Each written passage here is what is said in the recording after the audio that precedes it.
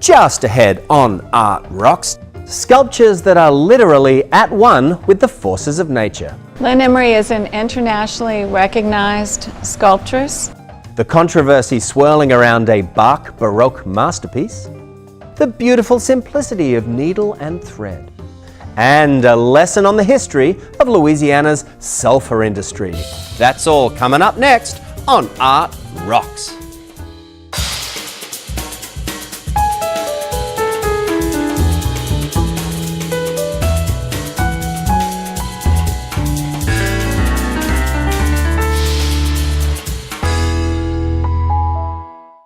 Support for this program is provided by Georgia Pacific Port Hudson operations. Like the impulse that drives an artist's creativity, Georgia Pacific's 850 Louisiana employees are driven to produce quality paper products for your home and business.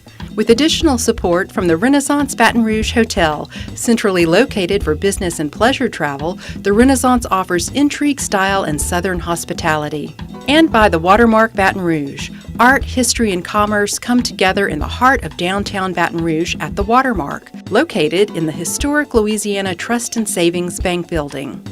And by Prescience Point Capital Management, a fact-based private investment manager using forensic investigation to benefit clients. Research with impact. And by Ann Conley Fine Art, with the Foundation for Excellence in Louisiana Public Broadcasting and viewers like you. Hello and thanks for joining us for Art Rocks with me, James Fox Smith, publisher of Country Roads magazine. I'd like for you to meet a Louisiana artist who is acclaimed worldwide for her ability to create forms that harness and reflect the elemental forces of nature. Lynn Emery has been making metal sway, swing and dance for 6 decades. Here's her story.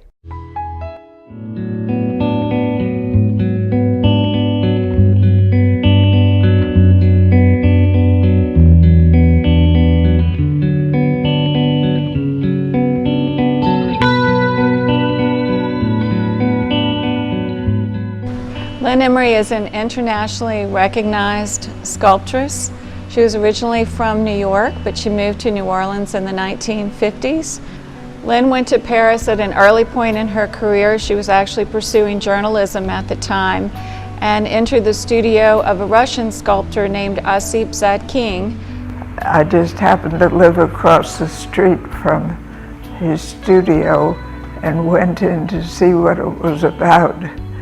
And he was teaching advanced sculptors, and he took me in simply to show them how to treat a neophyte that knew nothing about sculpture. And he was very cruel to women. He didn't like women, but he let me stay, and I got fascinated with the clay. After a while, when he saw how serious I was, he let me sharpen his carving tools. She was there for only about 8 months, but it was long enough for her to find her calling. She worked there in clay and in bronze, and he was very rigorous. Every week we had a nude model, and we made a life-size figure of clay, and then on Friday, we destroyed it and started a new one the following Monday. Lynn Emery began making sculpture at a time when very few women were artists who could show their work, especially sculptural work. She enjoyed New Orleans a great deal and decided to make that her home base, in large part because the city was more accepting of female artists. New Orleans had a history of the Newcomb College, and artists such as Angela Gregory, who's a sculptress who was getting commissions, such as for our state capitol. I started making my own sculpture and discovered that since I knew how to do figures, I could do over life-size figures. So I did the saints for all the churches in this area. Doing the life-size figures, they had to have an inner support. And first I just used wood, then I learned that it had to be more stable than that. And I needed to learn how to weld to make structures that would hold the clay. And I went to what was then called Delgado, and they wouldn't accept me because they said they had no women's bathrooms. So I went to New York to learn how to weld, and that's how I got into welding. And then I became much more interested in the welding and the steel structures. But when I went to the welding school in New York, it was all men, and they thought I was some sort of a social spy, seeing if they were qualified to do this. For the last 6 decades, she's been making beautiful kinetic art pieces that are very unique. They're all over our state, even as far away as Singapore and China. Even her very early works look as if they're moving. They look like they want to take flight. And in fact, flight is a title that she's used for a number of her works throughout her career. When I was in Paris, 11th and 12th century sculptures on the face of the churches, they all looked as though they were moving. Their drapery was swung open, and so when I came back and started doing the saints, I also posed them as if they were moving or doing something. And so it was simply a visual interest in wishing that I could make things move. She started off making kinetic work after the thought struck her while she was washing dishes and noticed a spoon balanced on the edge of a cup. And as the water would kind of plop down into the spoon and it would rock back and forth, she got the idea of making kinetic work. They were largely fairly small, and over time she began to make them larger and more sophisticated. Around this time that she was embarking upon her aquamobiles, she met Isamu Noguchi, who's a very famous Japanese-American sculptor.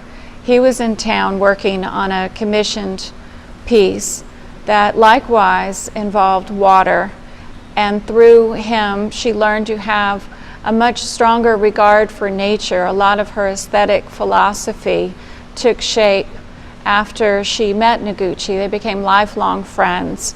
Noguchi is known for his works in gardens and parks and settings such as that.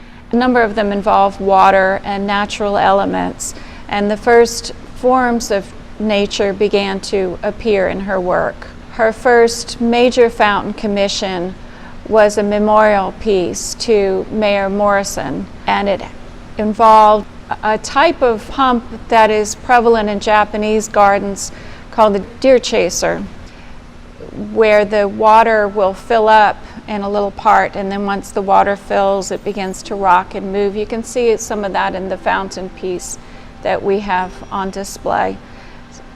She studied hydraulics even at Tulane University to try to learn more about how to fashion the pumps in the larger fountain pieces. After the success of the Morrison fountain, she received a number of other commissions from hospitals and universities and made a large number of them across the country in the 60s and 70s, even into the early 80s.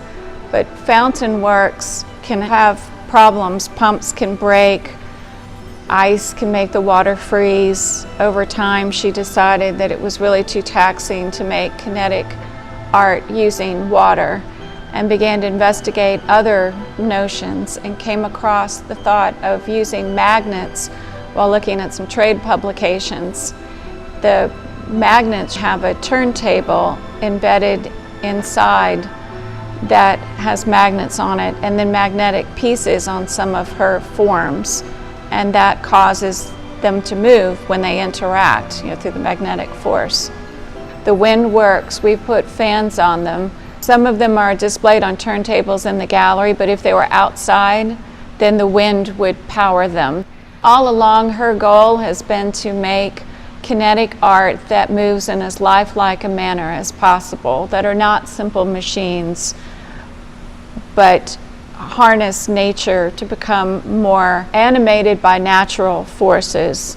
We have musical works and works that you can push a button and then see them open or close, or they'll make a musical note. It's another aspect of her work. Lynn has always been very interested in theater, and early on actually made sets for television and for theater, and that interest in theater and in play has never left her. She begins with the design work, coming up with her ideas. She doesn't draw with pencil and paper like other artists. She makes 3D models. She'll start with like paper and straws, and then begins to make them a little bit more sophisticated, identifying patterns and pieces, and she decides how she wants them to move. Initially, I believe she did all of it herself. At this point, she does have assistants who help to cut and weld the metal together. She's still designing, she's still making new pieces. The 20-foot piece that we have here was made in her studio. She's really pushed the boundaries of what kinetic art can be. Her work combines art and design and engineering and nature all in one. I think the nature element is something that I think is very unique about her work. Because of her reflective surfaces, not only is she harnessing nature, but they become one with nature when they're in the environment, which is part of her unique voice. Perhaps because she is in New Orleans, in Louisiana, not in a center such as New York. She's flown slightly under the radar, but I think her star is still rising. That's my proudest achievement that just came. It says Lifetime Achievement Award, Kinetic Art Association. So as a kinetic artist, I have a lifetime achievement. Don't spend another day lolling about without a thing to do. In this place there's loads going on all around, if only you know where to look. So here's a list of some of what's happening in a town near you.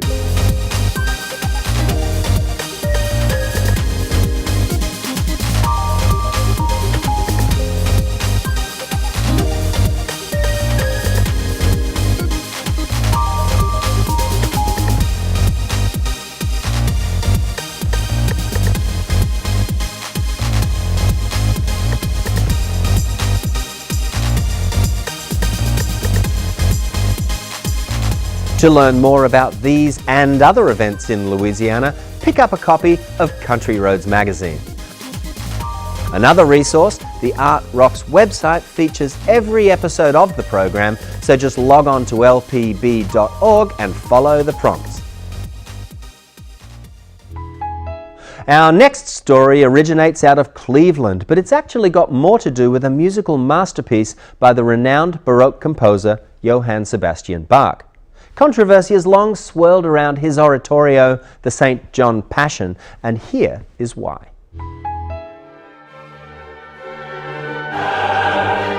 A Passion is a musical work composed for Good Friday church services for the purpose of illustrating the last days of Jesus Christ.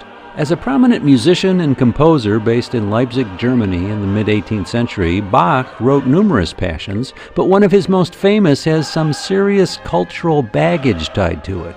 Bach scholar Michael Morrison says many music lovers aren't even aware of it. Many people nowadays don't know the Bible all that well, and very few outside of Germany know German, so they're not really paying attention to, they're not listening for the details of the story, they're just listening for the general magnificence of the piece.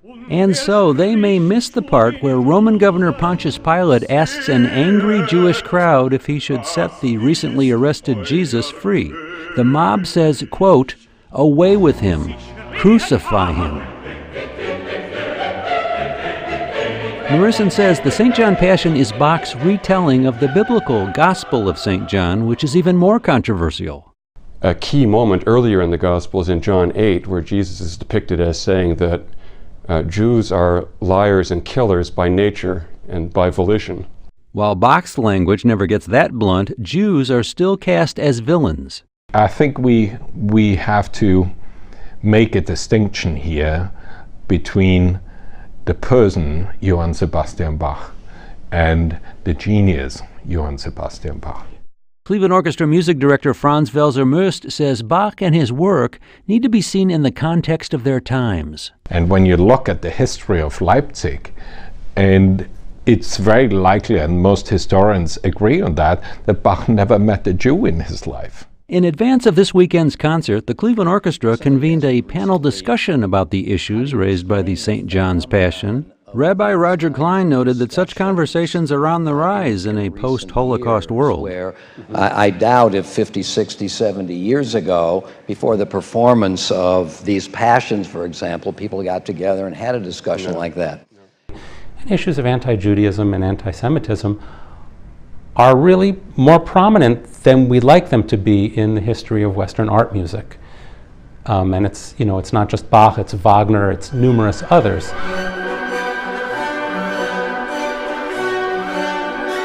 Wagner is often the name that comes up in discussions about anti-Semitism in classical music.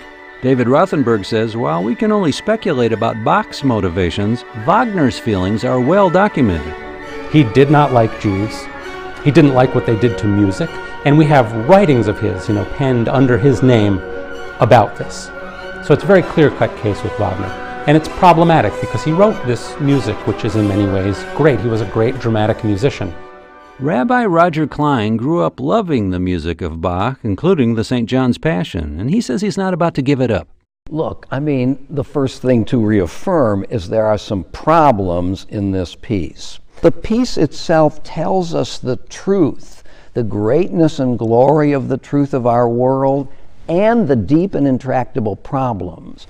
So we count upon our artist to tell us the way things are and not to cover over the parts of the truth which seem problematic to us. Franz Welser-Möst says he's grown up with a problematic truth that can't be covered up, and that experience has reinforced his belief that we must confront and talk about art that reflects some of humanity's darker impulses. Of course, with the history of the 20th century, with having had the Holocaust, where also my home country, Austria, has played a big part, that's a baggage we won't get rid of. But it cannot mean that I think that automatically out of political and politically for me, very understandable reasons, we discard great art. Some audience members said they found the Bach panel discussion to be an unsettling but useful experience. And so it was grievous to me that there's this not only anti-Semitism in his music, but what we see in the world, and we just want to make sure this is not being fed. The anti-Semitism is there, and as they say, it's an ugly part of life and it has to be dealt with, and it might as well be presented. And David Rothenberg suggests it's more positive to talk about troubling works of art than just banish them. Because there are great things in these pieces of music, even as there are troubling themes. And I think by working through these issues, by thinking about them, we can probably grow as music lovers, as people, and as scholars of culture. I think it's important for us to think about the role of the arts and culture and understand that it's not just off on the side, it engages in important cultural issues.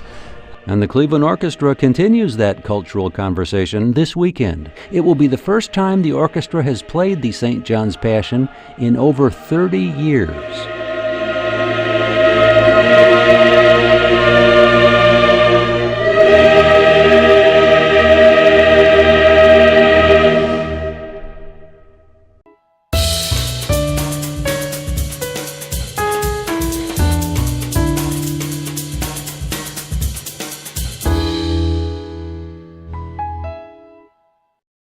Stitching things up a bit, seamstress Jamie Heavener isn't no stranger to the sewing machine. The Columbus, Ohio native learned her craft at a tender age, but take a look at how she's using her talents now to pay it forward.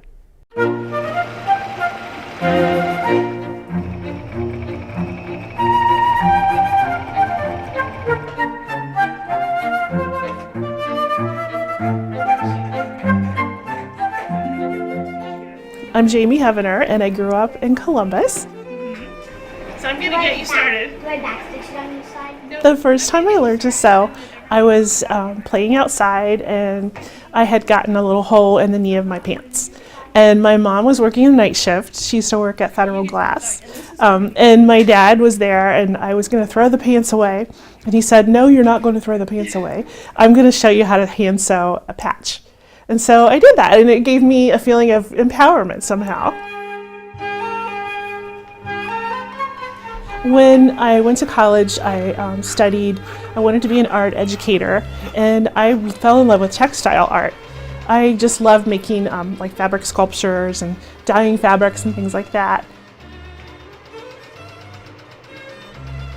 It kind of fell off the way when I had my daughter, and I kind of got back into it again through decorating for my house. I really like making home decor, and lately I've been really getting into making my own clothing. Silk Art is a business that it's sort of like a bookmobile, only it's sewing lessons, and it's really fun. I always have a sewing machine or two in my trunk. My students are kids and started about age 8 and then up. And there are people who don't know how to sew, and they would like to learn how to use their sewing machine. First thing we're going to do is cut the fabric. Let's see, this is yours. The biggest thing I want them to learn from the first lesson is that it's not scary. I want them to want to sew again. And then I'll tell you when to stop, okay? And I'll tell you in just a couple seconds. 1, 2, 3, stop. Good. Raise your lever. Do you remember where the lever was? Good. And swing your fabric toward you. It's empowering because when you make things for yourself, you feel like it's customized to exactly what you want.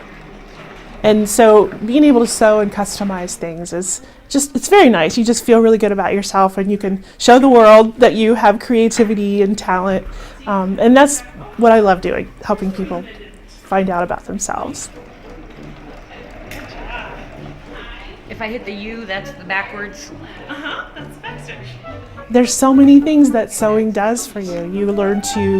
It helps you incorporate math and algebra, and you learn to plan. You learn, financially how to budget for making things, and you learn about the good that the material, how good the materials are. It was nice because it kind of came full circle. I got to teach my first dream. If you just keep pushing, keep following what you love to do, finally big doors will open for you. So I feel pretty thankful.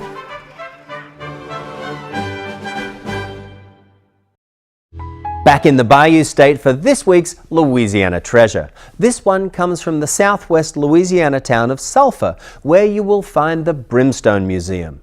Exhibits here relate the history of our state's sulphur industry. And Tom Trahan is the executive director of the Brimstone and its related properties. Here's Tom to tell us more about what we will find there. The Brimstone Museum is a place where you can learn the history of the sulfur mining industry in West Calcasieu and the city of Sulphur itself.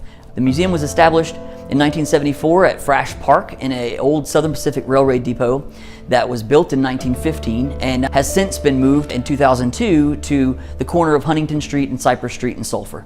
The primary exhibit that features the history of the West Calcasieu sulfur mining industry talks about how Herman Frash came into town and established the Frash mining process. We're the only museum that I'm aware of in the world that features this process's history. Around 1870, there was a big push to find oil deposits all along the Gulf Coast. And in our area, they found a significant deposit of oil that was corrupted by a sulfur deposit. The sour crude that results from those types of deposits was unusable at the time or really expensive to process. And so sulfur mining industries took more notice than the oil industries did. Sulfur is an element found in nature that's used in many different products like matches, herbicides, black gunpowder. It's in very high demand. The sulfur mining industries that moved into town in those days, they were primarily concerned with shaft mining. Our landscape is very soggy in Louisiana and marshy and swampy, and so trying to dig traditional shaft mines to a sulfur deposit created a lot of injuries and was very dangerous for the workers. Hermann Frasch, who was a German chemist and worked in New York, heard about these dangers, and he came up with a process for getting sulfur out of the ground without further loss of life. His process involved superheating water, which means he heated water to its boiling point, compressed it and heated it beyond the boiling point, which they then pumped down into the sulfur deposit, melting the sulfur under the ground and pumping out liquid sulfur. They also discovered that mixing hay with the superheated water that formed a slurry, and it helped the heat to distribute evenly under the ground.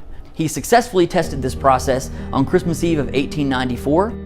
From 1894 to 1901, they continued to refine the process to make it more efficient to where they could actually make a profit.